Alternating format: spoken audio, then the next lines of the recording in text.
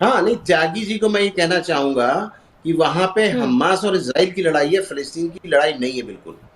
और यहाँ पे कोई हमास को सपोर्ट नहीं करता है, ना उसके कृत्य को करता है। ये तो मैंने आपको क्लियर किया, शायद आपको भी नहीं मालूम होगा। ये डिप्लोमैट्स को तो सिर्फ़ पता होता है कि ये जो हमास है, हमास को ट्रेन करने वाला और इनके पीएलओ के अगेंस्ट खड़ा करने वाला कौन था? ये इज़राइल था, जिसका नतीजा आज उसके सामने है। जी, ठीक है। बताइए। यहाँ पर बार-बार अमीन जी इंदिरा जो गांधी को बाइ पैदा करने वाला कौन था? इंदिरा गांधी थी। उसी ने इंदिरा गांधी को मारा। तो ये इस बात को छोड़ो कि किसने क्या किया। लेकिन हुँ, लेकिन मुझे ये बता दीजिए कि क्या हमास फिलिस्तीनियों का समर्थन नहीं करता? क्या फिलिस्तीनियों ने हमास को नहीं चुना? और अगर हमास को चुना तो उन्हें अलग कैसे कर सकते हैं कि साहब हम जो है हम हुँ, तो हमास की बुराई कर रहे हैं लेकिन फिलिस्तीन को सपोर्ट कर रहे हैं। वे कैसे कर सकते हैं? They are the part. हुँ। क्या हिंदुस्तान की सरकार को हिंदुस्तान के लोगों से अलग किया जा सकता है? मुझे बता दीजिए। हुँ, क्योंकि फ़िलिस्तीन ने अभी तक अमीन जी कोई भी ऐसा स्टेटमेंट नहीं दिया कि हम हमास से कोई रिलेशन नहीं रखते या फिर वो इज़राइल से आए और हम जो हमले हुए हैं उसका सपोर्ट नहीं करते। इस तरह की तमाम बात अभी तक फ़िलिस्तीन ने नहीं कहा। अगर वो करेगा तो तमाम कंट्रीज़ उनका रुख भी बदल जाएगा उनको लेकर। नहीं, नहीं, मैं सवाल इस बात का है कि हमास जो है वो दिखाना चाहता है अपनी पावर, मसल पावर, और इस तरीके से महमूद अब्बास से वो वहाँ की सत्ता लेना चाहता है। ये भी उसके पीछे राज़ है। हुँ, ऐसा नहीं है अकेला काम हो रहा है। तो महमूद अब्बास इस वक़्त परेशान है कि करें क्या करें? और ये खड़ा किया गया था पीएलओ के, जब ये यासिर अराफात ने स्टार्ट किया था मूवमेंट, उस टाइम इसको खड़ा किया गया था इसके सामने। ये इज़राइल की कृत की हुई है। इज़राइल ने किया इसको। जी। हुँ, ठीक है। त्यागी जी मेरा अगला सवाल आपसे ये है कि यहाँ पर बाइडेन जो है वो बार-बार ये चीज़ें दोहरा रहे हैं कि गाज़ा पट्टी पर हमला या फिर उसको कब्ज़ा करना बाद में इज़राइल को ज़्यादा भारी पड़ सकता है। इस तरह की बातें वो कई बार कह चुके हैं और चेता रहे हैं बार-बार। अभी अमीन जी भी ने ये चीज़ दोहराई कि जो बाइडेन नहीं, है वहाँ पर बार-बार ज़मीनी ये मैडम जीत नहीं कि गाज़ा सकती है। पट्टी मैं यहाँ आपको आज पर बता रहा हूँ, ज़मीनी लड़ाई में बिल्कुल नहीं इनको हुँ, जीत मिलने वाली है, इज़राइल को। इज़राइल को इसके हुँ। ईरान ने बिल्कुल कह दिया, क्लियर कट, उनके फॉरेन मिनिस्टर ने कहा है, और इस बात में यूएस ने भी कहा है।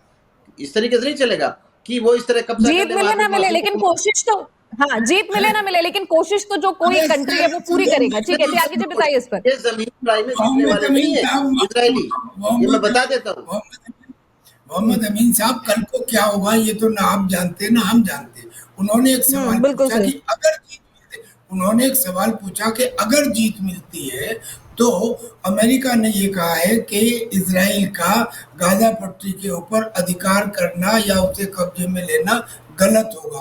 उन्होंने सही कहा। हम भी त्यागी इस जी से बात मैं से जानना चाहूँगा एक बार को कि आफ्टर ऑल उसका हुँ, क्या ध्येय है? बार-बार यहाँ पे जब ये बसाया गया था, उसका क्या स्थिति थी 1917 में? उसके बाद कहाँ तक बढ़ता चला गया? किस तरह कब्ज़ा करता चला गया? तो क्या किसी घर पे आप कब्ज़ा करेंगे तो रिटेलिएट नहीं करेगा? मुझे जवाब चाहिए आप त्यागी जी अरे से। जी। तो सर वही तो इज़राइल जब भी कर रहा है। अगर आप रिटेलिएट की बात कर रहे हैं तो इज़राइल भी तो वही कर रहा है ना। आपने हमला किया, सर उनकी महिलाओं के साथ, बच्चों के साथ बर्बरता की तो वो रिटेलिएट कर रहा है। उसको हमने अच्छा अच्छा सर नहीं मैं बताया, कहता कुछ हूँ क्लियर सर है, एक खराब सेकंड बताया है एक हुँ, हमास के सेकंड इस कृत्य को। The best way to do many things is to do one at a that is time एक आर्गुमेंट। एक करके पढ़ते हैं। आपने जो हुँ, पहला पॉइंट जो अभी निहारिका जी ने पूछा वो ये पूछा कि अमेरिका का ये कहने में क्या उद्देश्य है कि इजराइल गाजा पट्टी के ऊपर कब्जा ना करे। तो ये बात हुँ, अमेरिका सही कह रहा है। मेरा कहना क्यों है इससे जी, पहले जो कुछ हुआ वो गलत हुआ सही हुआ उसे छोड़ो। अब नहीं हुँ, कब्जा करना चाहिए हमास को खत्म करना चाहिए। एग्रीड। कब्जा नहीं करना हुँ, चाहिए क्यों नहीं करना चाहिए क्योंकि अगर अब इजराइल अपनी ताकत के बदले या कुछ सरकमस्टांसिस के बदले या अमेरिका के आने की वजह से अगर गज्जा ये इसके गज्जा पट्टी के ऊपर गाजा पट्टी के ऊपर अधिकार कर लेता है तो फिर परमानेंट पीस की चांसेस हमेशा हमेशा के लिए खत्म हो जाएंगे। फिर तो इसके बाद में हुँ, कुछ समय पश्चात जब कोई दूसरा हमास पैदा होगा फिर लड़ाई होगी। तो हुँ, this you will have to accept this you will have to hmm, accept कि जो हो गया पैलेस्टीनियन लिबरेशन ऑर्गेनाइजेशन ने आपको मान लिया। हुँ, इजिप्ट ने आपको डिप्लोमेटिक रिलेशंस आपके साथ पैदा कर लिए। सऊदी अरबिया हाँ, आपके साथ मिलने वाला ही है। यहाँ तक तो ठीक है। लेकिन अगर हाँ, आप गाजा पट्टी के ऊपर कब्जा करते हैं तो फिर परमानेंट पीस के बारे में भूल जाइए। फिलहाल टेम्परेरी आपको विक्ट्री मिल सकती है, लेकिन आने वाले समय में ये बात फिलिस्तीनियों के दिल में खटकती रहेगी और वो कभी शांति से नहीं बैठेंगे। लिहाजा ये सुझाव अमेरिका का हम समर्थन करते हैं। ठीक है। यहाँ पर सुना अमीन जी, उन्होंने कहा कि अगर पीस की अगर आप कहीं से भी उम्मीद कर रहे हैं तो ये बात भूल जाइए कि आप गाजा पट्टी पर अगर यहाँ पर कब्जा कर लेते हैं किसी भी तैश में आकर या ज्यादा आक्रामक होकर, तो आपके लिए वाकई जो ये चीज है वो बाद में सही साबित नहीं होगी। इस पर क्या कुछ कहेंगे? और साथ ही यहाँ पर जो लगातार चीजें चल रही है उसको लेकर भी, क्योंकि गाजा पट्टी के आसपास जो लोग हैं उनको 5 घंटे का समय दिया और उसके बाद ये साफ तौर पर कहा गया कि जो हमले हैं वो और तेज हो जाएंगे। यूनाइटेड नेशन की पीस कीपिंग फोर्स ऑलरेडी वहां जमाने से पड़ी हुई है और अभी भी मूवमेंट हुआ है उसका, यूएन का। अब बात देखिए, बात है यूक्रेन और रशिया की लड़ाई की, उसमें भी हमारे सामने अमेरिका आ रहा था। अमेरिका की जो डुअल पॉलिसी है वो हर डिप्लोमेट जानता है, इस बात को पूरी दुनिया जानती है कि यही अमेरिका है जो हमसे कुछ बात करता था और पाकिस्तान में जाके उसको हथियार और पैसे सप्लाई करता था। ऐसा नहीं है, वो उसकी जो डिप्लोमेसी है वो एक्चुअली उस सेक्टर में घुसना चाहता है, इसीलिए उसने उसको हमेशा फिर फॉरेन फोर्स भेज है। यूक्रेन के साथ तो नहीं डायरेक्ट भेज दिया, इनडायरेक्टली भेज रहा है वो। और यहाँ पर जो है पूरे गल्फ अपने कब्जा करने के चक्कर, पूरा इन्वाइव करने के लिए उसने अपना शिप भी भेजा, वार के जो इक्विपमेंट्स हैं वो भेज दिए, अपने भेज दिए। ये सब क्या है? ये दर्शाता है दुनिया, लेकिन इस बात को देख रहा है रशिया, उधर से चाइना देख रहा है, उधर से आप पाकिस्तान तो इस हैसियत में है नहीं, लेकिन आप देखिए टर्की भी देख रहा है, लेबनान भी देख रहा है, जॉर्डन भी देख रहा है। आप देखिए अगर ये फ्रंट कई जगह से घुस गए, ईरान ने कल क्लियर कट कहा है उनके फॉरेन मिनिस्टर ने कि अगर इससे जो लोग जाएंगे नहीं और अगर इस तरह की हरकत की जाती है, उनको किया जाता है इधर से उधर, तो उसके लिए बड़े बड़े परिणाम होंगे जिसको दुनिया देखेगी। तो देखिए अब बहुत दिनों से बैठा हुआ भी अपने हथियार को टेस्ट करने के लिए, तो उसके लिए इससे बढ़िया कोई मौका नहीं है। अपने हथियार टेस्ट कर ही रहा है, आप देख लीजिएगा। और इस मामले में ऐसा नहीं, यूरोपियन यूनियन के कुछ कंट्रीज भी हैं जो फिलिस्तीन के साथ खड़े हुए हैं। ये एक बहुत सोचने समझने की बात है, ये एक इंटरनेशनल मामला है। इसमें हिंदुस्तान को और हिंदुस्तान में अंदर खाने हमको जिसे सुनने को मिला कि अलीगढ़ मुस्लिम यूनिवर्सिटी में प्रोसेशन किया गया फिलिस्तीन के फेवर, ये सब हमारा गलत है।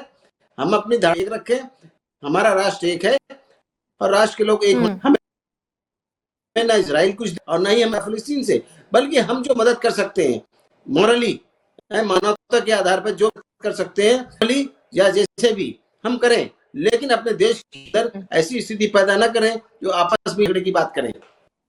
जी ठीक है। त्यागी जी, यहाँ पर बात हुई कि जो अभी कहा अमीन जी ने कि भारत जो है वो हर तरीके से मदद करेगा, तो मेरा एक सवाल है यहाँ पर कि भारत लगातार कह रहा है, क्योंकि 2 तरीके का समर्थन होता है, एक हम इमोशनली करते हैं कि अपने लोगों को वहां से निकालते, या फिर लगातार ये कहते हैं कि हम आपके समर्थन में एकजुटता से, लेकिन एक समर्थन ऐसा भी होता है कि जब हमें हथियार भेजने पड़ते हैं और तमाम अन्य चीजें जो है वो मुहैया कराए, तो क्या भारत इस स्थिति में कभी हो सकता है कि इसराइल की वो इस तरीके की मदद कर पाए? देखिए सच ये है नहीं कि कर जो पाएगा। पश्चिम एशिया है, जो वेस्ट एशिया है, जो आतंकवाद है, पूरी दुनिया में आतंकवाद का केंद्र वेस्ट एशिया है। और वेस्ट एशिया के एक कोने पे इजराइल है और वेस्ट एशिया के दूसरे कोने पे भारत है। इजराइल और भारत 2 ऐसे देश हैं जो आतंकवाद का लंबे समय से सामना कर रहे हैं। तो इस सिमिलरिटी होने की वजह से दोनों एक दूसरे के साथ सहानुभूति रखते हैं, नेचुरल फ्रेंडशिप उसे कहा जा सकता है। पर मुझे नियर फ्यूचर में ऐसा नहीं लगता कि भारत इजराइल के लिए हथियार भेजेगा। मॉरल सपोर्ट ही भारत का कर देना एक बहुत बड़ी बात है। इससे पहले बात चली थी कि यूएसए की ड्यूअल पॉलिसी है, मैं सहमत हूँ। यूएसए की ड्यूअल पॉलिसी है। उदाहरण ये है कि कतर में सबसे ज्यादा हमास के लीडर हैं जो वहां रहते हैं, और कतर में अमेरिका की सबसे बड़ी फौज है। कमाल की बात है कि सबसे बड़ी फौज, हमास के सबसे ज्यादा लीडर, उसके बावजूद अमेरिका को पता नहीं लगा कि 7 अक्टूबर को ये होने वाला है इजराइल में। तो इसमें पता लगता है कि जो डुअल कैरेक्टर है, ईरान के $5 बिलियन फ्रीज कर रखे थे अमेरिका ने, युद्ध से कुछ दिन पहले फ्री कर दिए, इसलिए कि वो जाके हमास को दे दे और हमास आगे लड़े। लिहाजा अमेरिका का डुअल कैरेक्टर जनाब ने भी ठीक किया, जो मेरे को पैनलिस्ट थे, हमेशा से सबको दिखाई देता है। अमेरिका के ऊपर कोई ब्लाइंड फेस कभी करना ही नहीं चाहिए। दो लोग आपस में झगड़ा कर रहे हो, अमेरिका समझाने जाएगा तो उनमें गोली चलनी शुरू हो जाएगी। Is that type of character. लेकिन एक बात और, इन्होंने कहा कि यूनाइटेड नेशन की पीस कीपिंग फोर्स को वहां पे स्टेशन किया हुआ है। भाई साहब, यूनाइटेड नेशन की कोई बात सुनता है क्या? उसके दांत हैं क्या? क्या चाइना ने फिलीपींस वाले केस में उसकी बात सुनी थी? क्या आर्मेनिया अजरबैजान का युद्ध उसकी बात से खत्म हो गया था? क्या रूस और यूक्रेन को समझाने में वो सफल हुआ? हम तो ये कहते हैं कि उस पीस कीपिंग फोर्स में हिंदुस्तान का भी एक जत्था है। ये बेकार की बात है। यूएन को फौज देना, फौज देनी नहीं चाहिए, बेकार है। बिकॉज यूएन हैज बिकम नपुंसक। Nowhere you can see, अलावा अपील करने के, अपील तो और भी 50 लोग कर सकते हैं, इससे ज्यादा यूएन के बस की बात नहीं है। तो यूएन की पीस कीपिंग फोर्स वहां पे तैनात है, तैनात हुआ करे। It is like a dead body.